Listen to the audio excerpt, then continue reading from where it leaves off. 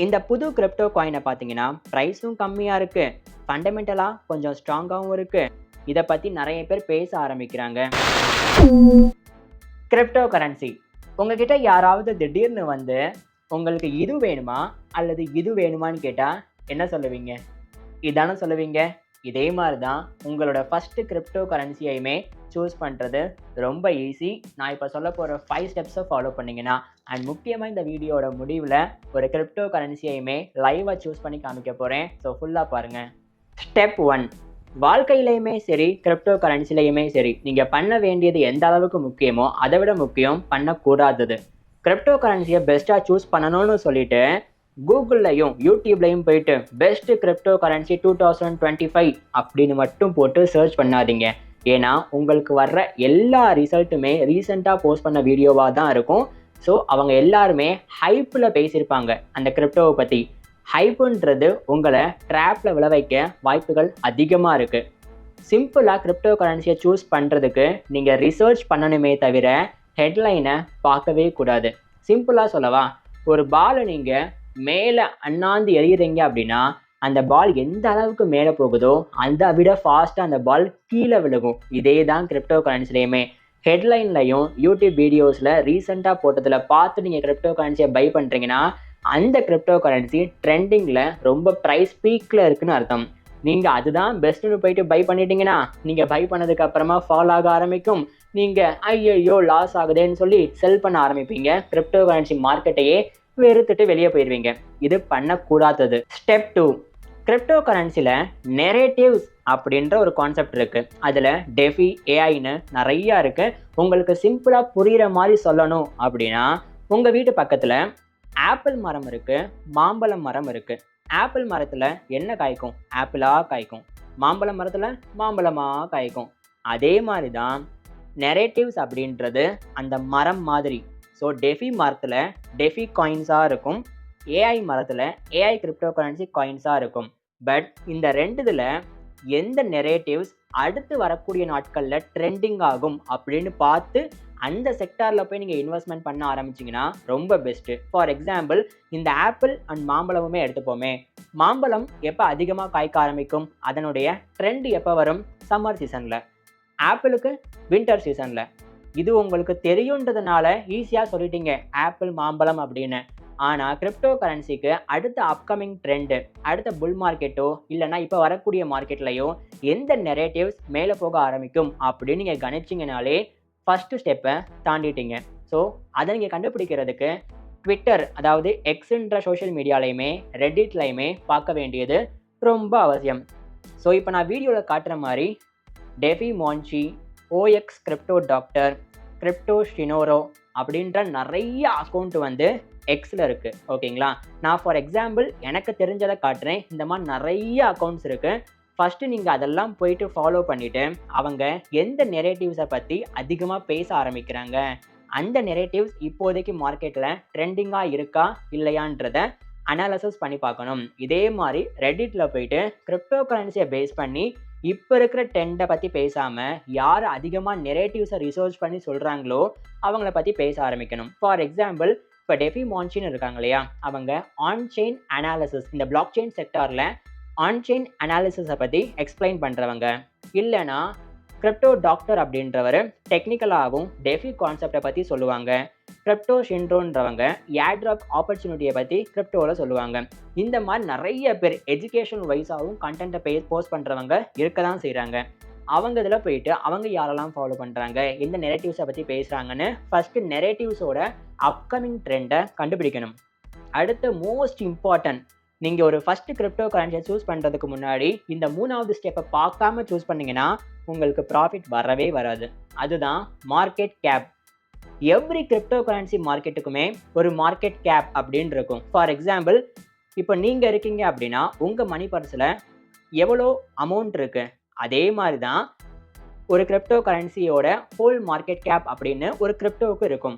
ஓகேங்களா, அந்த crypto market gap அப்படின்றது நிறைய காயினில் 1 பில்லியன், 1 மில்லியன், 12 மில்லியன் அப்படின்னு நிறையா போட்டிருப்பாங்க. அதை எதை பேஸ் பண்ணி போடுறாங்கன்னா, ஒரு காயினோட ப்ரைஸ் என்னது, டோட்டல் சர்க்குலேஷன் சப்ளையில் எத்தனை காயின் இருக்குன்றதை மல்டிபிள் பண்ணாதான் உங்களுக்கு மார்க்கெட் கேப் அப்படின்றது கிடைக்கும். ஸோ நீங்கள் ஃபஸ்ட்டு கிரிப்டோ கரன்சியை லார்ஜ் மார்க்கெட் கேப், அதாவது கிரிப்டோ ரேங்கிங்கில் 1 2 3 4 5 இருக்கு இல்லையா, அதை பேஸ் பண்ணி நீங்கள் காயினை பை பண்ணி இன்வெஸ்ட் பண்ணிங்கன்னா உங்களுக்கு அதிலிருந்து பெரிய லெவலில் ப்ராஃபிட் ஷார்ட் டேர்மில் கிடைக்கிறதுக்கு வாய்ப்புகள் ரொம்ப கம்மி தான். ஃபார் எக்ஸாம்பிள், எனக்கு 100x வேணும், 200x வேணும் அப்படின்னு நினச்சிங்கன்னா அதில் கிடைக்கவே கிடைக்காது. அடுத்து கொஞ்சம் கீழே வந்தீங்கன்னா மிட் கேப் அப்படின்னு இருக்கும். மிட் கேப்ன்றது பேலன்ஸ்டு ரிஸ்க் மாதிரி, ஓகேங்களா. ஸோ இதில் வந்து மேபி உங்களுக்கு 1x 2x கொஞ்சம் ஈஸியாக கிடைக்கிறதுக்கு வாய்ப்பு இருக்குது. அதை விட மார்க்கெட் கேப் கீழே கம்மியாக உடையது தான் ஸ்மால் கேப் அப்படின்னு சொல்லுவாங்க. இதில் மீம் காயின்ஸும் உள்ளே அடங்கும். ரிஸ்க்கு வந்து ரொம்ப அதிகமாக இருக்கும். அதே மாதிரி நீங்கள் ஆசைப்பட்டு கிரிப்டோக்குள்ளே வந்திருப்பீங்கள்ல, கிரிப்டோக்குள்ளே எதுக்கு வரீங்க, ஷேர் மார்க்கெட் வேணான்னு சொல்லிட்டு 100x 200x ஒரே நைட்டில் பணக்காரன் ஆயிடலாம் அப்படின்னு உள்ளே வர்றீங்க இல்லையா, அது எல்லாமே இந்த ஸ்மால் கேப் காயின்ஸில் தான் நடக்கிறதுக்கு பாசிபிலிட்டி அதிகமாக இருக்குது. உங்கள் லக்கை பேஸ் பண்ணி எந்த அளவுக்கு லக் இருக்கோ அந்த அளவுக்கு அதில் ரிஸ்க்குமே இருக்குது. பட் நீங்கள் ஒரு 1000 ரூபாய் கிரிப்டோ கரன்சியில் இன்வெஸ்ட்மெண்ட் பண்ணலான்னு வர்றீங்கன்னா அதை எப்படி பிரித்து சேஃபாக இன்வெஸ்ட்மெண்ட் பண்ணுறது? இது ரொம்ப சிம்பிள். டைவர்சிஃபிகேஷன் அப்படின்னு சொல்லுவாங்க. நீங்கள் இப்போ பார்த்து எல்லா மார்க்கெட் கேப்லையுமே டைவர்சிஃபிகேஷன் பண்ணணும். லார்ஜ் மார்க்கெட் கேப்பில் ரிஸ்க் கம்மியாக இருக்கும், பட் லோ பொட்டன்ஷியல் தான். ஸோ உங்களுடைய அமௌண்ட் கொஞ்சமாவது ஸ்டேபிளாக இருக்கிறதுக்கு 1000 ரூபாயிலிருந்து ஒரு 600 ரூபாயை லார்ஜ் மார்க்கெட் கேப் காயினில் போடலாம். அடுத்து உங்கள் கையில் ஒரு 400 ரூபாய் பாக்கி இருக்கா, அதில் 200 ரூபாயை தூக்கி மிட் கேப் காயினில் போட்டுட்டு அடுத்து ஒரு 200 ரூபாய் இருக்கு இல்லையா, அந்த 200 ரூபாயில் தான் நீங்கள் மிகப்பெரிய லெவலில் ரிஸ்க்கே எடுக்கணும். அந்த 200 ரூபாய் போனால் கூட உங்களுடைய போர்ட்ஃபோலியோ அந்த 700-800 ருபீஸில் கொஞ்சமாவது பேலன்ஸாக இருக்கும். இப்படி பண்ணால் அந்த 200 ரூபாய் காயினை கண்டுபிடிக்கிறதுக்கு தான் இப்போ நான் கடைசியாக ஒரு காயினை லைவாகவே மேக் பண்ணி காமிக்க போகிறேன். அந்த 200 ரூபாய் காயின், ரிஸ்கியான காயினை கண்டுபிடிக்கிறதுக்கு தான் இதை நம்ம அப்படியே செக்லிஸ்ட்டாக எடுத்து இந்த வீடியோவோட முடிவில் ஒரு காயினை பிக் பண்ணி எடுக்க போகிறோம். பட் நான் சொல்கிறது ஃபார் த எஜுகேஷ்னல் பர்பஸுக்காக தான், இது ஃபினான்ஷியல் அட்வைஸ் கிடையாது. ஒரு கிரிப்டோ கரன்சியில் இன்வெஸ்ட்மெண்ட் பண்ணுறதுக்கு முன்னாடி ஹை ரிஸ்க் இருக்குன்னு தெரிஞ்சுக்கோங்க. ஸோ ஓனாக அனாலிசிஸ் பண்ணிவிட்டு உங்களுக்கு ஓகேனா மட்டும் இன்வெஸ்ட்மெண்ட் பண்ணுங்கள். அண்ட் இதில் வந்து நீங்கள் பார்க்க வேண்டிய முக்கியமான அடுத்த 5வது ஸ்டெப், ஒரு காயினோட பேசிக்கான ஃபண்டமெண்டலை பாருங்கள். நீங்கள் பிகினராக இருக்கீங்கன்னா பெரிய லெவலில் உங்களுக்கு இன்டெப்த்தாக போய் பார்க்குறதுல நிறைய டைம் ஸ்பெண்ட் ஆகும். பட் வேணாம், இப்போதைக்கு பேசிக்கான ஃபண்டமெண்டல்ஸ் மட்டுமே பாருங்கள். ஒரு காயின் எடுக்க போகிறீங்கன்னா அந்த டீம் மெம்பர்ஸ் ஆல்ரெடி எக்ஸ்பீரியன்ஸ்டாக இருக்காங்களா, அந்த காயினில் கொஞ்சம் நல்ல யூஸ் கேஸ் இருக்கா, ரோட் மேப்பை கொஞ்சம் ஸ்ட்ராங்காக பில்ட் பண்ணியிருக்காங்களா அடுத்தடுத்த வருஷத்தில், பார்ட்னர்ஷிப். ஒரு மிகப்பெரிய கிரிப்டோ கரன்சி காயின் கூட இந்த காயின் பார்ட்னர்ஷிப் பண்ணியிருந்தா ஓகே, அவங்க இவங்களை நம்புகிறாங்கன்னு அர்த்தம். அடுத்ததாக கம்யூனிட்டி, அவங்களுக்கு எவ்வளோ ஃபாலோவர்ஸ் இருக்காங்க, அவங்க ஜென்யூலாக இருக்காங்களா அப்படின்னு பார்த்தா ஃபண்டமெண்டலாக இப்போதைக்கு போதும். சரி, ஓகே. இப்போது நம்ம அந்த 1000 ரூபாயை வச்சு என்னென்ன கிரிப்டோ கரன்சியை பை பண்ணலான்னு சொல்கிறேன். திரும்பவும் இது எஜுகேஷன் பர்பஸ்க்காக தான், ஓகேங்களா. லார்ஜ் மார்க்கெட் கேப்பில் 600 ருபீஸ் போட போகிறோம் இன்வெஸ்ட்மெண்ட்டில் அப்படின்னா அதுக்கு யோசிக்கவே தேவையில்லை. பிட்காயின், எதீரியம் இருக்குது. நீங்கள் 100 ரூபாய்க்கு கூட பிட்காயினை வாங்கலாம். ஸோ ஒரு 600 ரூபாய்க்கு பிட்காயினை பை பண்ணிடலாம், அல்லது எதீரியம், உங்கள் சாய்ஸ் தான். ரெண்டாவது மிட் கேப் அப்படின்னு வரும்போது ஒரு 5 ரேங்கிங்க்கு கீழே வாங்க. கிரிப்டோ கரன்சியில் ஒரு 5 ரேங்கிங்க்கு கீழே என்னென்ன காயின் இருக்குது? ஃபார் எக்ஸாம்பிள் XRP காயின், சொலானோ, அவலான்சி, அந்த மாதிரி நிறைய காயின் இருக்கும். அதில் ஏதாவது 2 காயினை சூஸ் பண்ணி ஒரு 200 ருபீஸை பிரித்து இன்வெஸ்ட்மெண்ட் பண்ணிடுங்க. அடுத்ததாக ஸ்மால் கேப் காயின் இருக்கு இல்லையா, இதுக்கு இப்போ நம்ம பார்த்த இந்த வீடியோவில் பார்த்த ஒரு 5 விஷயத்தை செக்லிஸ்ட்டாக எடுத்துப்போம். ஃபர்ஸ்ட் செக்லிஸ்ட் என்னது? ஹைப்பில் இருக்கக்கூடாது. ரெண்டாவது அப்கமிங் ட்ரெண்டிங் நெரேட்டிவ்ஸாக இருக்கணும். மூணாவது ட்விட்டரில் நிறைய பேர் இதை பற்றி பேசணும். நாலாவது மார்க்கெட் கேப் மில்லியனில் இருந்தால் நல்லது. அஞ்சாவது ஃபண்டமெண்டலாக அந்த காயின் நல்லா இருக்கணும். முக்கியமாக நம்ம வாங்குறதுக்கு மார்க்கெட்டில் லிஸ்ட் ஆகிருக்கணும். ஸோ இந்த 5 செக்லிஸ்ட்டில் நம்ம ஃபஸ்ட்டாக ஒரு காயினை பிக் பண்ணாதான் அடுத்த 4 செக்லிஸ்ட்டை செக் பண்ணவே முடியும். ஸோ ஃபஸ்ட்டாக நம்ம பார்க்க வேண்டியது இந்த எக்ஸ் சோஷியல் மீடியா, ட்விட்டரில் வந்து எந்த காயின் நெரேட்டிவ்ஸை பற்றி நிறைய பேர் பேசுகிறாங்க அப்படின்னு பார்த்தோம்னா, என்னுடைய ரிசர்ச் பிரகாரம் இந்த நெரேட்டிவ்ஸை பற்றி பேசுகிறவங்க கேம்ஃபை அல்லது டெஃபிஃபை அப்படின்றத பற்றி பேசுகிறாங்க. இதுதான் அப்கமிங் நெரேட்டிவ்ஸாக இருக்கும், ட்ரெண்டிங்கான நெரேட்டிவ்ஸாக இருக்கும்னு இந்த வேர்டு வந்து அங்கங்கே அடிபடுதான். இதை அப்படியே கொண்டு போயிட்டு நீங்கள் ட்விட்டர்லையே அந்த சர்ச் பாக்ஸுக்கு மேலே போட்டிங்கன்னா இதை பற்றி, இந்த எக்ஸாக்டான வேர்டை பற்றி வேறு யாரெல்லாம் பேசியிருக்காங்க அப்படின்றத இன்ஃபர்மேஷனை கேதர் பண்ணணும் ஃபஸ்ட்டு. ஸோ கேமிஃபை அப்படின்னு போட்டோம்னா நிறைய பேர் இதை பற்றி பேசியிருக்காங்க, ஓகே. பட் இதில் என்னென்ன காயின்ஸ்லாம் லிஸ்ட் ஆகுது அப்படின்றத பார்க்கணும். மேபி அது ஒரு சில வருஷத்துக்கு சொல்லியிருந்தா கூட பரவாயில்ல. நம்ம அந்த காயினை கொஞ்சம் கன்சிடர் பண்ணி பார்க்கலாம். ஸோ ஃபர்ஸ்ட்டு ஜெனி, டொமி அப்படின்ற ஒரு 4, 5 காயினை பற்றி பேசியிருக்காங்க. அதில் ஃபர்ஸ்ட் ப்ரிஃபரன்ஸே இந்த ஜெனின்றதை எடுத்துப்போம். ஸோ ஜீனோ பெட்ஸ் அப்படின்றவங்க தான் இந்த ஜெனின்ற காயினை லிஸ்ட் பண்ணுறாங்க, ஹேண்டில் பண்ணுறாங்க. அவங்க ட்விட்டர் பேஜில் போய் பார்த்தா கம்யூனிட்டி ஓரளவுக்கு ஸ்ட்ராங்காக இருக்கிற மாதிரி தெரியுது. அடுத்து இந்த காயின் ஹைப்பில் இருக்கவே கூடாது. ஸோ ஹைப்பில் இருக்கா இல்லையான்னு தெரிஞ்சுக்கிறதுக்கு ஜஸ்ட் யூடியூப்பில் போட்டு சர்ச் பண்ணி பாருங்கள். ஓகே, லாஸ்ட் 5 மந்த் அண்ட் 1 இயர்க்கு முன்னாடி தான் வீடியோவே பப்ளிஷ் பண்ணியிருக்காங்க. பெருசாக வியூஸ் போகலை. ரீசெண்டாக இதை பற்றி யாருமே பேசலை. ஸோ இந்த காயின் ட்ரெண்டிங்கில் கிடையாது, ஹைப்பில் இல்லை. அடுத்தது அப்கமிங் ட்ரெண்டா? ஓகே, இதை பற்றி நிறைய பேர் ட்விட்டரில் பேசியிருக்காங்கன்னு தெரிய வருது.